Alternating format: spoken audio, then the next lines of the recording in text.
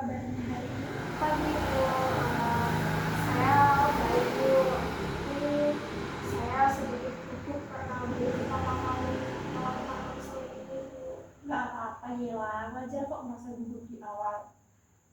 Sebelumnya Ibu terima kasih ya sudah menyempatkan waktumu untuk datang ke sini. Sekarang kamu boleh merilekskan dulu dirimu, bisa duduk senyaman mungkin dan buat dirimu itu merasa aman dan nyaman berada di ruangan ini. Terima kasih Bu. Oke, di sini kamu tidak perlu merasa terbebani ya. Apapun yang ingin kamu bagikan atau kamu merasa mengalami kesulitan, kamu dapat berbagi cerita di tempat ini. Tempat ini adalah ruangan yang aman dan tidak ada yang menilaimu. Di sini akan terjamin kerahasiaan kamu juga akan terjaga dengan baik. Jadi kamu tidak perlu merasa takut ya berada di ruangan ini. Baik Bu, itu membuat saya lega. Oke, baiklah. Untuk sesi kita hari ini, saya akan membantu kamu memahami masalah yang kamu alami dan mencoba mencari solusi bersama. Tapi sebelumnya, apa ada harapan tertentu yang ingin kamu capai sebelum sesi ini dimulai? Saya ingin belajar bagaimana caranya menolak permintaan orang lain Bu, tanpa merasa bersalah atau takut mereka marah pada saya. Oke, saya memahami itu harapannya sangat baik sih ya. Ialah kita akan bekerja sama untuk mencapainya. Bagaimana ya hal itu dapat terwujud? Apakah kamu merasa siap untuk memulai sesi ini? Ya Bu, saya siap. Oke, terima kasih Yela. Sekali lagi Ibu ingatkan jangan gugup ya. Kamu bisa rileks berada di tempat ini. Baik Yela, bolehkah kamu ceritakan lebih dalam situasi seperti apa sih yang membuat kamu merasa sulit untuk mengatakan tidak dengan ajakan orang lain atau mengatakan tidak kepada orang lain? Biasanya ketika teman saya meminta bantuan, saya selalu merasa harus mengatakan iya Bu, meskipun saya sudah sibuk atau punya banyak hal lain yang perlu saya kerjakan. Saya tidak enak kalau menolak, takut mereka kecewa atau marah pada saya karena saya tidak mau membantu Bu. Oke, saya paham ya. Itu pasti membuat kamu merasa tertekan ya. Ketika kamu memutuskan untuk membantu, meskipun sebenarnya tidak memungkinkan, bagaimana perasaan kamu setelah itu? Saya sangat memahami. Pastinya kamu sama saja dengan melakukan sesuatu hal dengan terpaksa ya. Ya, awalnya saya merasa lega karena mereka tidak marah atau kecewa, tapi lama-lama saya merasa lelah dan terbebani Bu. Kadang saya jadi harus begadang untuk menyelesaikan tugas-tugas saya yang mungkin terlewatkan karena di sisi lain saya terlalu banyak membantu orang tanpa memikirkan prioritas saya sendiri Bu. Oke, jadi kamu merasa terjebak antara ingin menyenangkan orang lain dan kebutuhan kamu sendiri yang menurut kamu itu belum terpenuhi secukupnya.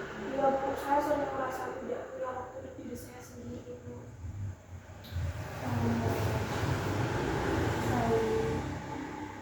Ada beberapa teman itu emang susah untuk dimengerti ya kan. Itu pasti melelahkan diri kamu sendiri, baik itu secara fisik maupun emosional pada diri kamu. Apakah ada teman yang terlalu bergantung pada kamu sehingga sering meminta bantuan atau ini terjadi dengan banyak orang?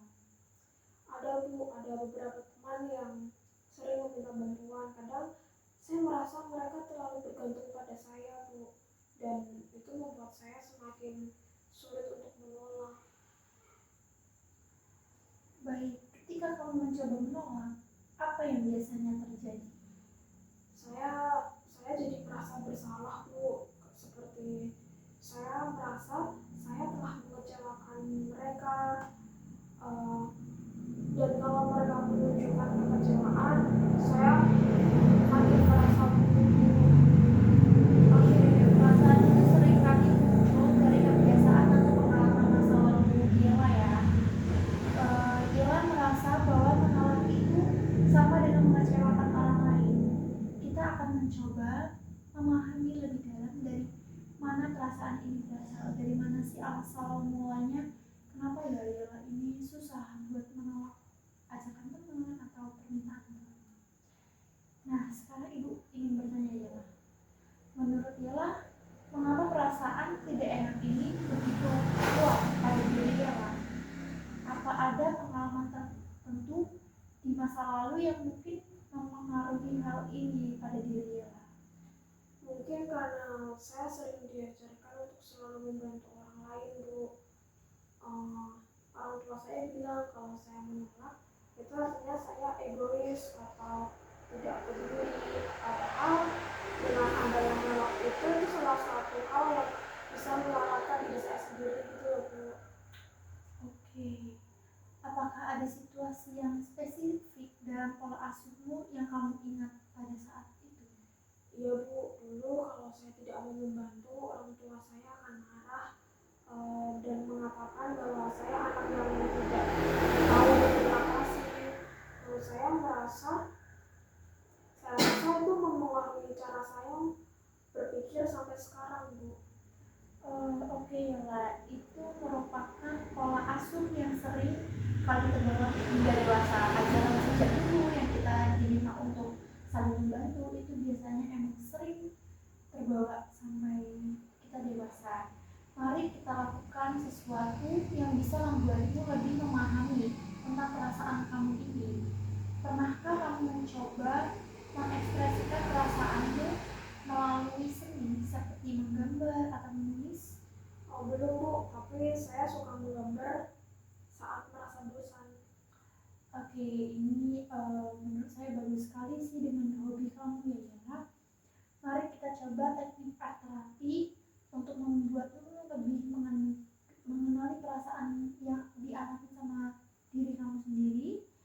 Saya ingin kamu menggambarkan sesuatu yang menurutmu bisa mewakili perasaan tidak keenaan yang sering kamu alami. Jangan khawatir tentang hasilnya. Ini hanya untuk dirimu sendiri ya Bella. Apakah kamu siap untuk menggambarkan sesuatu? Iya, saya siap, Ibu. Oke, dengan kesediaan kamu, Ibu sudah menyiapkan kertas dan pulpen, bisa kamu gambar ya. Iya, Ibu.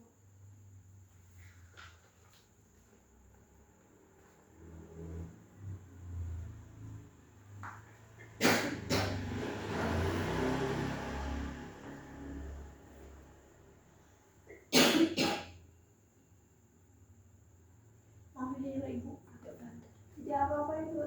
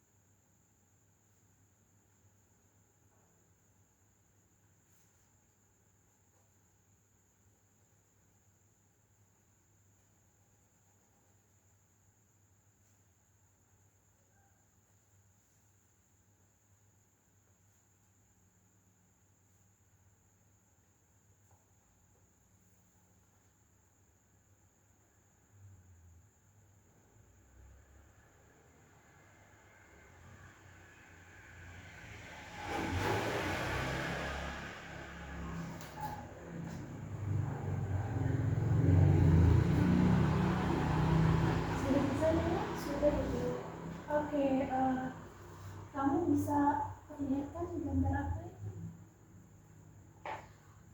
Ini saya menggambar itu Bu, menggambar tangan yang sedang menarik tali besar ini, tangan, terus ini kayak tali besarnya gitu Bu.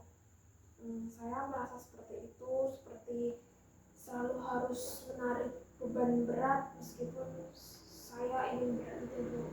Oke, gambaran kamu bagus loh ya, Wak. Kamu pasti bisa gambar. Saya itu adalah gambaran yang sangat kuat ya, Pak. Tangan yang menarik tali itu bisa menunjukkan bagaimana kamu merasa terjebak dalam situasi di mana kamu harus selalu memenuhi ekspektasi orang lain, meskipun itu melelahkan. Apakah tali itu terasa berat bagimu ya, Pak? Ini kan ada tali kan? Iya Bu, iya Bu, sangat berat, tapi saya merasa tidak bisa melepaskannya Bu. Seperti saya kesulitan untuk menolak bantuan dari teman-teman saya. Oke, beratnya tali ini bisa melambangkan tekanan dari ekspektasi orang-orang lain dan rasa bersalah yang kamu rasakan. Ketidakmampuan untuk melepaskannya menunjukkan bahwa kamu takut akan konsekuensi jika tidak memenuhi permintaan mereka. Bagaimana kalau menurutnya? Iya Bu, saya merasa kalau saya melepaskan tali ini, saya akan mengecewakan banyak orang Bu. Itu adalah perasaan yang sangat valid ya, Bella. Melalui gambar itu, kita juga bisa melihat bahwa ada perasaan terjebak di dalam diri kamu. Dan itu wajar sih, Bella. Tapi sekarang, kita akan mencoba sesuatu untuk membuatmu sedikit melepaskan beban-beban yang kamu rasakan. Saya ingin kamu menggambarkan sesuatu lagi. Gambarkan bagaimana kamu membayangkan diri kamu itu bisa melepaskan tali itu. Bisa kamu renungi terlebih dahulu, kamu bayangkan, lalu kamu berdoa.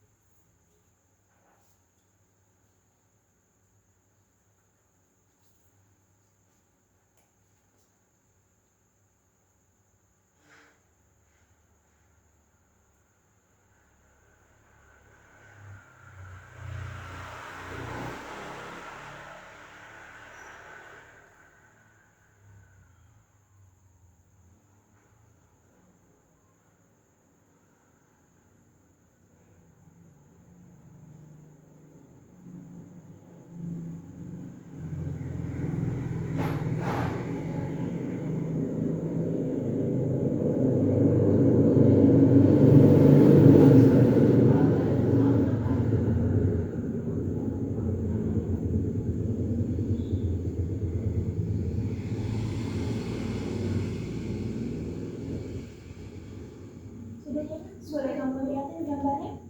Ini Bu. Wah, keren banget. Burung apa itu ya, Pak?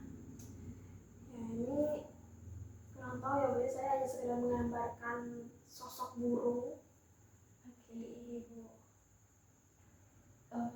Boleh kamu ceritakan menurutmu gambar itu apa maknanya bagi diri kamu?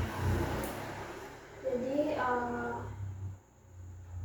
saya menggambar burung yang sedang terbang Bu, ya ini ceritanya. Kalau saya bisa melepaskan tali itu, saya bisa merasa bebas seperti burung ini, Bu. Tidak ada beban dan tidak ada tekanan dari apapun itu. Ya, itu adalah representasi yang indah ya Yela. Burung yang terbang ini menunjukkan harapanmu untuk merasa lebih ringan dan bebas dari tekanan. Apakah kamu merasa bahwa ini adalah sesuatu yang mungkin untuk Yela capai? Saya ingin percaya bahwa itu mungkin, Bu, tapi saya tahu itu tidak mudah bagi saya. Oke, tentu saja Yela. Membebaskan diri dari tekanan dan ekspektasi adalah proses yang membutuhkan waktu dan latihan. Gambar ini adalah langkah pertama yang sangat penting Yela. Ini adalah pentingnya bahwa kamu memiliki hak untuk merasa bebas dan bahagia tanpa terus-menerus menarik tali berat ini. Kamu telah menggerakkan burung yang diartikan sebagai kamu ingin terbang bebas seperti burung. Yela, salah satu cara untuk mengurangi beban ini adalah dengan belajar berkomunikasi asertif. Ini adalah keterampilan untuk mengatakan tidak dengan sopan tapi tegas. Pernah dengar tantangan ini sebelumnya? Pernah, Bu, tapi saya tidak tahu bagaimana melakukannya dan menerapkan kehidupan saya, Bu. Oke Yela, langkah pertama sudah kita ambil dengan menggambarkan batasan. Sekarang mari kita pikirkan lebih jauh lagi bagaimana cara menjaga batasan ini dalam kehidupan sehari-hari. Ketika kamu merasa sulit untuk menolak permintaan orang lain, apa biasanya yang paling menghambatmu? Saya takut orang itu akan marah atau kecewa dengan saya, Bu. Saya merasa sangat bersalah kalau saya menolak mereka, Bu. Itu perasaan yang sangat manusiawi ya. Namun penting untuk diketahui atau diingat bahwa mengatakan tidak berarti kamu tidak peduli terhadap orang-orang tersebut. Justru dengan menjaga batasan, kamu bisa lebih hadir dan membantu orang lain tanpa merasa terbebani. Mari kita coba nih teknik seperti latihan menolak dengan cara yang positif. Seperti itu. Coba kamu bayangin seseorang meminta melakukan sesuatu yang sebenarnya tidak bisa kamu lakukan. Saya menjadi orang tersebut. Kamu bisa mencoba menjawabnya ya Yela. Semisal saya orang-orang yang ingin meminta pertolongan kepada kamu.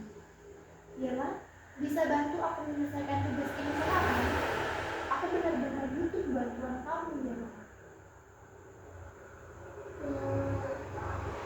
Maaf, aku lagi banyak pekerjaan juga, tapi nanti kalau sudah selesai, mungkin aku bisa lihat ya. Nah, itu jawaban yang baik Yela.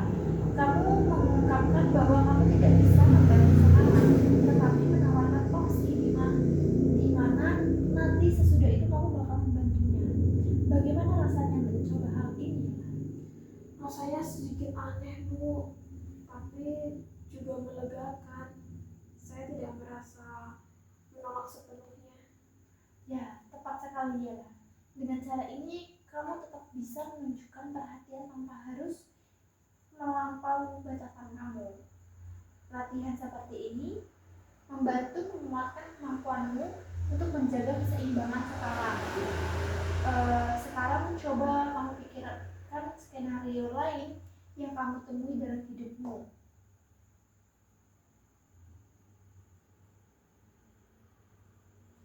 Ya, Bu, saya mulai menyadarinya. Oke. Selain komunikasi asertif, ada satu lagi cara yang membuat kamu mengurangi rasa bersalah, yaitu dengan mencatat pikiran dan perasaan kamu jika suatu saat kamu merasa tertekan karena telah menolak sesuatu. Coba tuliskan apa yang kamu rasakan dan menjaga kamu agar kamu kembali mengambil keputusan itu. Hal ini bisa membantu kamu untuk meningkatkan bahwa kamu memiliki alasan yang valid. Saya belum pernah mencoba itu, Bu, tapi sepertinya mari kita membuat langkah praktis ya. Setiap kali kamu merasa bersalah setelah menolak, coba kamu ingat 3 hal ini ya nak. Yang pertama, mengapa kamu menolak hal itu? Yang kedua, apa dampaknya jika kamu menerima akan permintaan orang-orang tersebut? Dan yang ketiga, bagaimana perasaanmu setelah menolak? Ini akan membantu kamu mengurangi perasaan dan melatih dirimu untuk lebih tegas ya. Oh iya, terakhir mari kita kembali ke gambar burung yang kamu gambar tadi. Burung itu melambangkan kebebasan dan harapan kamu. Apa langkah kecil yang bisa kamu ambil untuk memulai merasa seperti burung? Mungkin saya bisa mulai mencoba mengatakan tidak pada hal-hal kecil dan mengingat bahwa saya juga butuh waktu diri saya sendiri. Ya, itu langkah yang sangat baik ya kan. Tapi kita juga harus ingat setiap langkah kecil menuju kebebasan adalah sebuah kemenangan ya kan. Saya akan mendukung kamu sepanjang perjalanan ini. Di pertemuan berikutnya kita akan melihat bagaimana latihan ini berjalan dan membicarakan apa yang bisa kamu tinggalkan dari masalah yang lalu dan apa yang kamu tingkatkan pada pertemuan minggu depan. Terima kasih banyak Bu, saya merasa lebih siap untuk mencoba. Sama-sama ya. Perjalanan ini membutuhkan waktu, tapi saya yakin kamu akan menemukan keseimbangan yang kamu butuhkan. Jangan ragu untuk kembali pada gambar-gambar sebagai peringatan bahwa kamu memiliki hak untuk merasa bebas dan menjaga batasan-batasan pada diri kamu. Oke, selain itu mari kita gunakan seni untuk mengevaluasikan batasan ini ya. Coba gambar lingkaran yang melambangkan dirimu, lalu tambahkanlah lingkaran di sekitarnya yang melambangkan batasan yang ingin kamu buat. Baik Bu.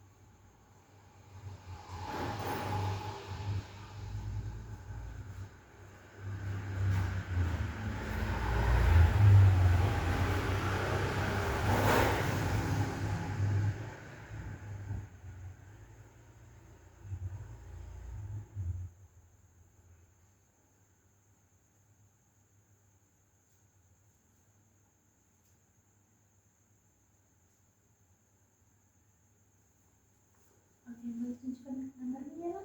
Seperti ini Bu. Oke. Bagaimana rasanya melihat gambar-gambar kamu yang sudah kamu gambarkan?